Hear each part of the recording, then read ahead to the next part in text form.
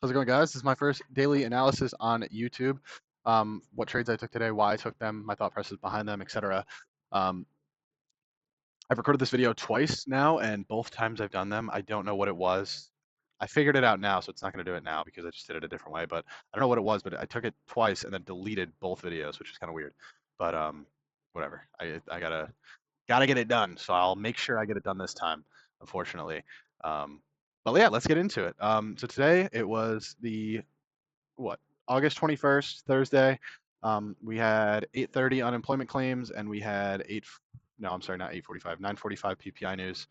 Um, let's get into my high time frame thought process and break it down from there. So high time frame. This was a few weeks ago in the beginning of the month. After we had came down right here, we had left daily. Sorry, I just can't talk anymore. We had daily equal lows below that I wanted to see get ran. We also had a monthly gap below. So I'm thinking to myself, okay, I think what we're going to do, this was the end of this week. I still remember this week, August 1st. It was the end of a week.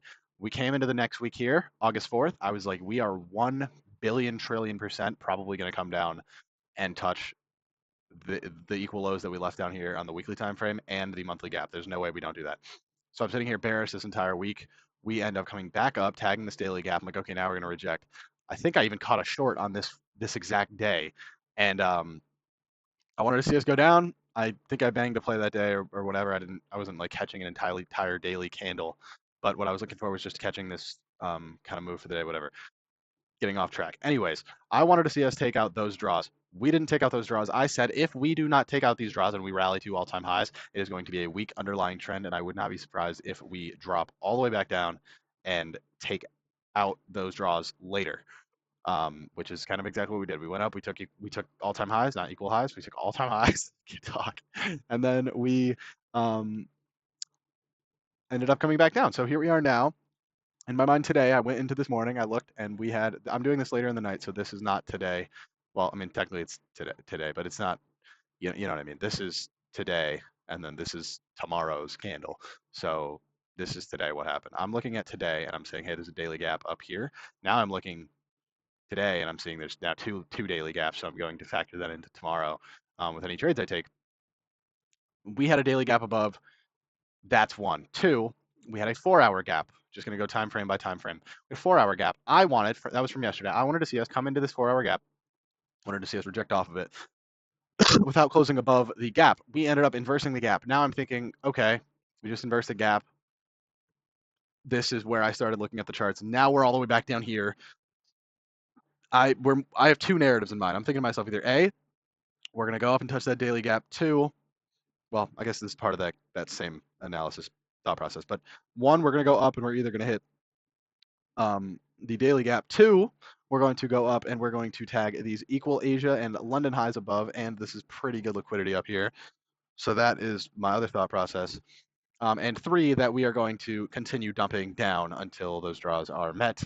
Either today we're going to work our way down more, or we're just going to dump off the face of the earth and just take the draws today. So that was my kind of thought process, high time frame. Now lower time frame, I'm looking today. I was on the charts at probably, I don't know, 8, maybe a little after that, maybe 8:30. No, I think whatever, doesn't matter. 8:15. Let's call it 8:15. The chart's at 8:15. I'm looking right here. I'm just kind of waiting. I'm not really looking to take anything yet. We left news here. We kind of left data wick, left the data wick right here. So we came up, we tagged that data wick. Part of me actually, when we left this data wick down here, I remember I wanted to take this 5-minute, but I waited because I just really didn't want to take a trade in pre-market. Just didn't trust it with the two draws we were in between. So I waited. I let market open and to kind of see what we're going to do from there. We had a 30-minute BPR right down here, which was a thought process that I had in mind that if we're going to go down, that's probably going to be one of the areas we're going to touch. Ding, ding, ding. Look where we went with this candle and then rejected off of. Whatever. Anyways, going in the morning, market opens. We manipulate this low. ES had that same 30-minute BPR. I'm sorry, let me go to the 2-minute time frame because that's where I took this entry at. Here. We came down, we swept these lows. ES tagged that 30-minute BPR. We had an SMT. We had ES tagging that draw, which kind of in my mind makes it so we don't always necessarily need to tag it on NQ when we tag it on ES. So if there's equal highs above, on NQ, but ES has an SMT at those equal highs. It invalidates it in my mind. It doesn't always work that way every single time, always, but in certain circumstances, just kind of using my market experience and kind of intuition, I looked at this because 9:45 we had that PPI news. 9:45 we left the data wick at this high right there. Cool. Then we came up, we made a V shape, we tagged that data wick, and then I'm like, okay, at this point, we got the SMT, we got the liquidity sweep, we have the 30-minute BPR got hit on ES. ES was also rallying at the same time. I'm like, okay, this looks pretty decent. I don't think this looks terrible. Could it have been better? Yes. Was it A plus? I wouldn't say it's necessarily A plus plus, but I wouldn't say it's necessarily like a terrible trade either. I'd say it was probably like an A minus to an A flat. Like I wouldn't say it's a terrible trade.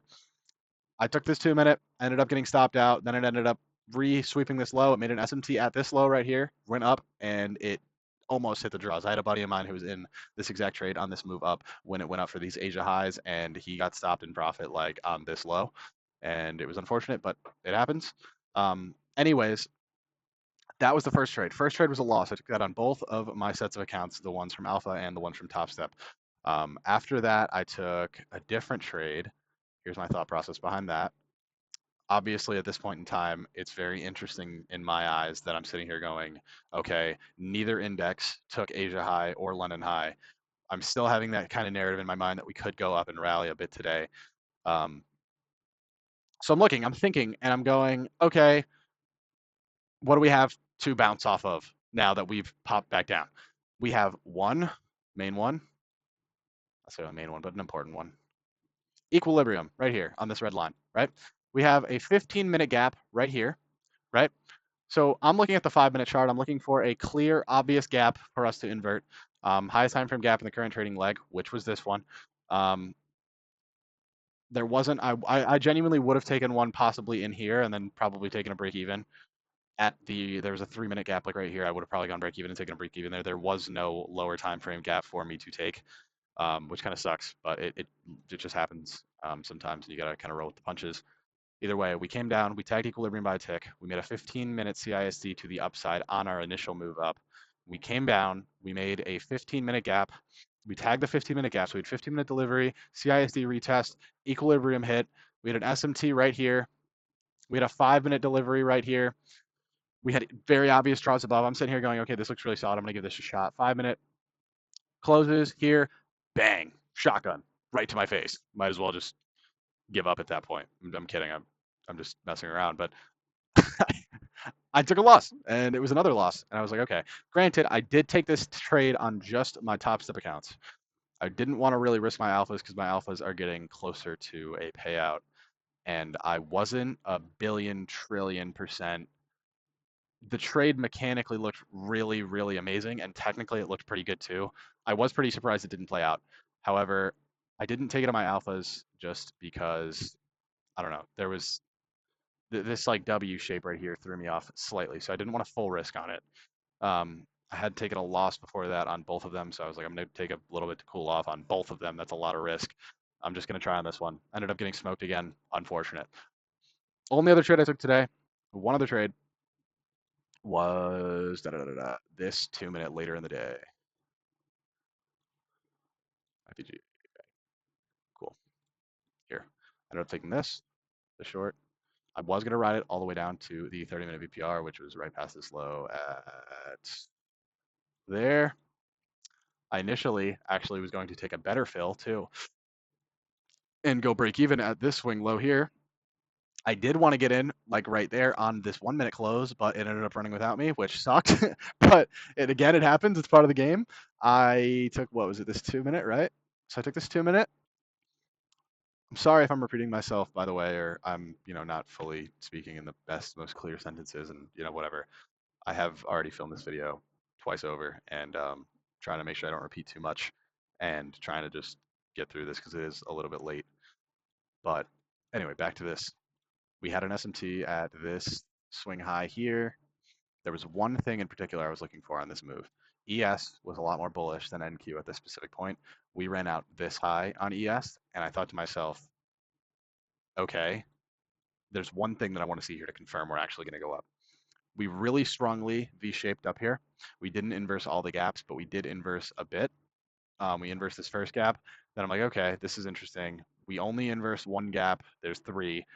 And obviously you can bounce off of any of those gaps and it would be valid. Um, I'm sitting here looking, I'm going, all right, I think we are going to possibly drop. And the reason I thought that was because we tried it once to close this gap, couldn't do it. Tried it twice, couldn't do it. Came back down, tried it a third time, still could not get the close above that gap. So I'm like, this is really interesting, actually. We cannot close above this gap. It looks like we're trying to induce a lot of traders to go long here because they're still looking at these Asia and London highs. I'm sitting here going, if we wanted to go those Asia and London highs, we would have done it right here on this move that I took. So I'm thinking to myself, all right, there's only one thing that I can think of that the market would do if it really wanted to take as much money as possible and mess with a lot of traders. What we're probably going to do is I'm feeling kind of bearish at this point. We had an SMT at this key swing level. We were not inversing that 5-minute gap. It was holding us down really well. We had clear gaps that we could have inversed here. We had that 30-minute BPR tag that hadn't been hit yet on NQ. We had these equal lows. We had some things below that I'm sitting here going, okay, this could actually be something legitimate here. So I was going to target all the way down here. Initially, it does suck. I really wanted to take this 1 minute, which would have been a really good 10R trade, but whatever. Not talking about what could have happened. We're talking about what did happen, right? So took this 2 minute. I took this entire leg down, took profits right at this low. I would have taken it down. I had to go help my mom out with something. She's taking her car to the mechanic, and I needed to drive her back. So I was just getting off after I secured this low. I was like, I don't need any more. It was a little lower than that. I don't think that fill was that amazingly perfect. Probably like a 2R ish. I did take a partial at one of those swing lows too. But yeah, that was kind of my day. So I took the first trade on just my top steps. I'm sorry, I took the first trade on my top step and my alpha, took the second trade on just my top steps, and then I took my third trade right here on my top step and my alpha, and ended up hitting that to end the day off nicely. Oh, sorry. And then yeah, that was it. I mean, it was a very interesting day. It was a little weird day. Took a 2 losses. More like a loss. I kind of ended the day off less than 1R in drawdown because I ended up as a winning day on all my alphas, and then my top step I was still a little bit in drawdown for the day, which unfortunate, but again it happens. Um, yeah, that was my day. This is my first losing day in 17 winning days, so who cares? It's a day, and I know there's losing days to come, and there's a lot more winning days to come, and that's what matters, is focusing on growth rather than worrying about a day or whatever. Because who cares if you win a day or lose a day? Because it doesn't mean anything if you can't win consistently enough to make a profit. Because that's what matters, is being profitable and being consistent with it and not breaking your rules. So if you're doing that, you're doing the right thing. I'm ranting and rambling here, so I'm going to just say that one last thing. I am going to be away this weekend, so I'm not going to be able to start filming the boot camp yet. I'm going to start filming that next weekend. I'm sorry, not next weekend, next week. I really need to get to bed. I can't even focus anymore.